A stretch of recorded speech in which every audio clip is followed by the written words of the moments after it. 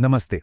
आज हम बात करने वाले हैं एक ऐसी कंपनी की जिसके चर्चे आजकल हर इन्वेस्टर की जुबान पर हैं। एक ऐसी कंपनी जो भारत की मैन्युफैक्चरिंग कहानी का आप कह सकते हैं चेहरा बनती जा रही है। जी हां, आज हम गहराई से जानेंगे डिक्सन टेक्नोलॉजीज को। आजकल माहौल ऐसा है कि आईसीआईसीआई डायरेक्ट जैसे बड़े बड़े ब्रोकरेज हाउसेस डिक्सन पर कुछ ज्यादा ही बुलिश हो रहे हैं। मतलब बहुत ज्यादा भरोसा दिखा रहे हैं।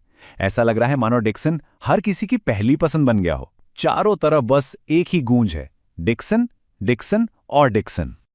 तो फिर सबसे बड़ा सवाल मन में यही उठता है कि क्या ये सारी बातें, ये जो हवा बनी हुई है, सच है? क्या डिक्सन टेक्नोलॉजीज में सच में वो दम है जो इसे अगला मल्टी बैगर स्टॉक बना सकता है? क्या ये सच में भारत का मैन्युफैक्चरिंग किंग बनने की राह पर निकल चुका है? इन्हीं सारे सवालों का जवाब हम आज इस विश्लेषण में ढूंढेंगे। तो चलिए बात करते हैं।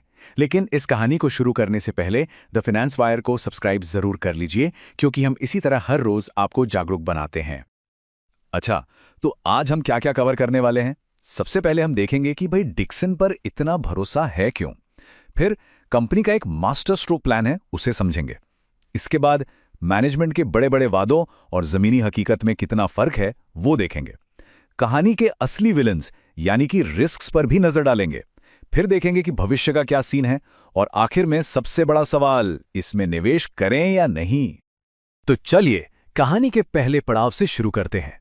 आखिर डिक्सन में ऐसा क्या खास है? इसकी ग्रोथ का असली इंजन कौन सा है? सबसे पहले तो जरा इस नंबर पर गौर कीजिए, 14,855 करोड़ रुपए। ये डिक्सन का टोटल रेवेन्यू है। और कमाल की बात यह है कि इसमें पिछले साल के मुकाबले पता है कितना, पूरे 29% की जबरदस्त बढ़ोतरी हुई है। मतलब कंपनी तो भैया रॉकेट की रफ्तार से आगे बढ़ रही है। अब सवाल यह है कि यह सारा पैसा आ कहां से रहा है। जैसा कि आप इस चार्ट में साफ साफ देख सकते हैं, लगभग 90%, जी हां 90% कमाई सिर्फ और सिर्फ एक डिवीजन से आ रही है, मोबाइल और ईएमएस यानी इलेक्ट्रॉनिक्स मैन्युफैक्चरिंग सर्विसेज। ये इस कहानी का असली हीरो है, असली सुपरस्टार। बाकी सब जैसे टीवी, फ्रिज, वॉशिंग मशीन, वो सब मिलकर सिर्फ 10% का ही हिस्सा हैं। और ये अगला चार्ट तो कहानी को और भी ज्यादा दिलचस्प बना देता है। देखिए, एक तरफ जहां मोबाइल डिवीजन 41% की तूफानी रफ्तार से बढ़ा है, वहीं दूसरी तरफ टीवी, फ्रिज और वॉशिंग मशीन जैसे सेगमेंट्स में गिरावट आई है। अब आप सोचेंगे ऐसा क्यों? इसका एक बड़ा कारण था जीएसटी रेट कट की उम्मीद, जिसकी वजह से लोगों ने और दुकानों ने खरीदारी थोड़ी टाल दी। लेकिन इससे एक बात तो शीशे की तरह साफ हो जाती है, डिक्सन की गाड़ी का असली पेट्रोल, असली इंजन इसका मोबाइल डिवीजन ही है। तो अब सवाल ये उठता है कि क्या सिर्फ एक ही इंजन के भरोसे इतनी लंबी रेस जीती जा सकती है? बस यहीं पर आता है कंपनी का मास्टर स्ट्रोक प्लान। चलिए देखते हैं कि डिक्सन इस ग्रोथ को बनाए रखने और मुनाफा बढ़ाने के लिए क्या शानदार स्ट्रैटेजी अपना रहा है। कंपनी का जो तुरुप का इक्का है, उसका नाम है बैकवर्ड इंटीग्रेशन। अब ये क्या भला है? चलिए इसे एक बहुत ही आसान उदाहरण से समझते हैं। मान लीजिए आपकी एक पिज्जा की दुकान है। आप पिज्जा बनाने के लिए चीज और सॉस बाजार से खरीदते हैं। लेकिन फिर आप सोचते हैं कि अरे यार, क्यों ना मैं अपनी ही डेयरी में चीज बनाऊं और अपने ही खेत में टमाटर उगाकर सॉस बनाऊं। बस इसी को कहते हैं बैकवर्ड इंटीग्रेशन। अपने बिजनेस में लगने वाला सामान बाहर से खरीदने के बजाय खुद ही बनाना। डिक्सन भी बिल्कुल यही कर रहा है। पहला कदम, वो बड़ी बड़ी कंपनियों के लिए फोन असेंबल करते हैं, मतलब अलग अलग पुर्जे जोड़कर एक फोन तैयार करते हैं। दूसरा कदम, अब वो सिर्फ फोन जोड़ने तक ही नहीं रुकना चाहते। वो फोन के अंदर लगने वाले जरूरी पुर्जे जैसे कि डिस्प्ले, कैमरा मॉड्यूल, ये सब खुद बनाना शुरू कर रहे हैं। और तीसरा और सबसे जरूरी कदम क्या है? देखिए, जब आप कच्चा माल खुद बनाते हैं तो आपकी लागत कम होती है, क्वालिटी पर आपका कंट्रोल बेहतर होता है और जाहिर है आपका मुनाफा भी बढ़ता है।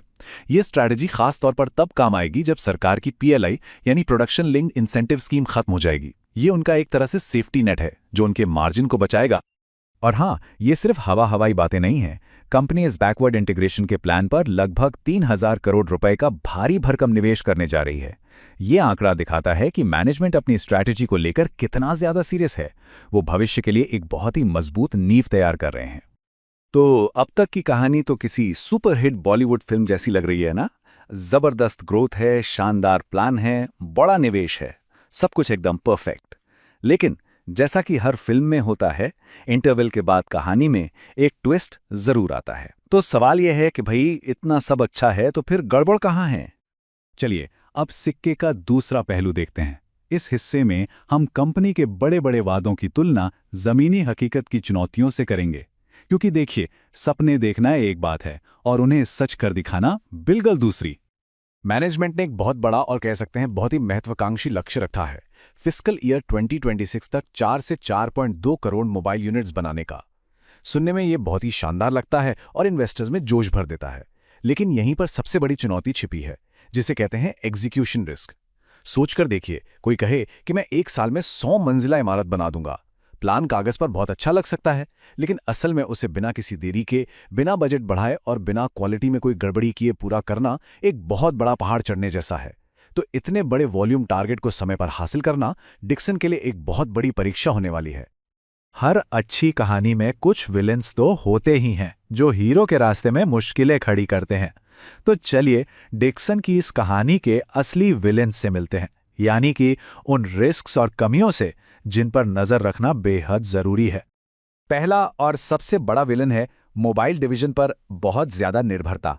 जैसा हमने देखा, 90% कमाई एक ही जगह से आ रही है। ये एक दो-धारी तलवार की तरह है। जब तक मोबाइल बिजनेस अच्छा चल रहा है तब तक सब बढ़िया है, लेकिन अगर कल को मोबाइल मार्केट में कोई बड़ी गड़बड़ी हुई तो पूरी कंपनी की सेहत बिगड़ सकती है। दूसरा विलन है दूसरे डिविजन्स का कमजोर प्रदर्शन। टीवी, फ्रिज जैसे बिजनेस ठंडे पड़े हैं, ये कंपनी के लिए चिंता की बात है। तीसरा विलन है सरकारी नीतियों पर निर्भरता। कंपनी को सरकार की पीएलआई स्कीम से बहुत फायदा हो रहा है, लेकिन ये स्कीम हमेशा तो नहीं रहेगी। और चौथा विलन है जबरदस्त कंपटीशन। इलेक्ट्रॉनिक्स मैन्युफैक्चरिंग की दुनिया में डिक्सन अकेला खिलाड़ी नहीं है। यहां बहुत तगड़ा मुकाबला है जो मार्जिन पर हमेशा दबाव बनाए रखता है। तो इन सभी चुनौतियों और विलेंस के बावजूद क्या डिक्सन के भविष्य में उम्मीद की कोई किरण है?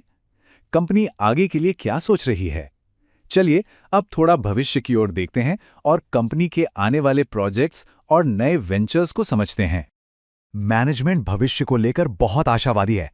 जैसा कि इस टाइमलाइन में दिख रहा है, फिस्कल ईयर 2026 का टारगेट 4 से 4.2 करोड़ यूनिट्स का है और फिस्कल ईयर 2027 के लिए तो उन्होंने लगभग 6 करोड़ यूनिट्स का लक्ष्य रखा है। ये दिखाता है कि कंपनी रुकने के मूड में बिल्कुल नहीं है और उनका लॉन्ग टर्म प्लान साफ है। बैकवर्ड इंटीग्रेशन के जरिए अपने मुनाफे को सुरक्षित और स्थिर बनाना, भले ही सरकारी स्कीमें रहें या ना रहें। और सबसे रोमांचक बात यह है कि डिक्सन अपनी निर्भरता कम करने के लिए नए मैदानों में उतर रहा है। ये हैं कंपनी के भविष्य के ग्रोथ इंजन। पहला है टेलीकॉम इक्विपमेंट मैन्युफैक्चरिंग और दूसरा है आईटी हार्डवेयर, जिसमें लैपटॉप जैसी चीजें शामिल हैं। उम्मीद है कि अगले 2-3 सालों में ये नए सेगमेंट्स कंपनी के लिए बड़े ग्रोथ ड्राइवर बन सकते हैं। ये ठीक वैसा ही है जैसे एक बल्लेबाज जो सिर्फ चौके मारने में माहिर हो, अब छक्के मारना भी सीख रहा हो। तो अब हम आ गए हैं अपने विश्लेषण के अंतिम और सबसे जरूरी पड़ाव पर। इन सारी बातों को जानने के बाद, प्रोज एंड कॉन्स को समझने के बाद, क्या डिक्सन टेक्नोलॉजीज में निवेश करना चाहिए? चलिए पूरी कहानी को एक साथ समेटते हैं। तो फायदे क्या हैं? डिक्सन एक बढ़ते हुए सेक्टर का मार्केट लीडर है। इसके मेन बिजनेस यानी मोबाइल में जबरदस्त ग्रोथ है। इसकी बैकवर्ड इंटीग्रेशन की रणनीति बहुत स्मार्ट है और ये नए बिजनेस में भी कदम रख रहा है। अब देखते हैं नुकसान क्या है। ये एक ही डिवीजन पर बहुत ज्यादा निर्भर है। इसके बड़े बड़े टारगेट्स को हासिल करने में एग्जीक्यूशन का बहुत बड़ा रिस्क है। इसके दूसरे बिजनेस एरिया कमजोर हैं और ये सरकारी नीतियों में बदलाव से प्रभावित हो सकता है। तो ये है आपके सामने पूरी तस्वीर। लेकिन एक बात हमेशा याद रखिएगा, ये विश्लेषण सिर्फ जानकारी और शैक्षणिक मकसद के लिए है। ये कोई निवेश की सलाह बिल्कुल नहीं है। किसी भी निवेश का फैसला करने से पहले अपनी रिसर्च जरूर करें या किसी सर्टिफाइड फाइनेंशियल एडवाइजर से सलाह लें। आखिर पैसा आपका है तो आखिरी फैसला भी आपका ही होना चाहिए। उम्मीद है आपको डिक्सन टेक्नोलॉजीज की ये गहरी पड़ताल पसंद आई होगी। तो अब सवाल ये है, क्या एक डिवीजन का किंग बनना पूरी सल्तनत जीतने के लिए काफी है? इसका जवाब तो खैर वक्त ही देगा। द फाइनेंस वायर को सब्सक्राइब करना मत भूलना। फिर मिलते हैं अगले विश्लेषण में। नमस्ते।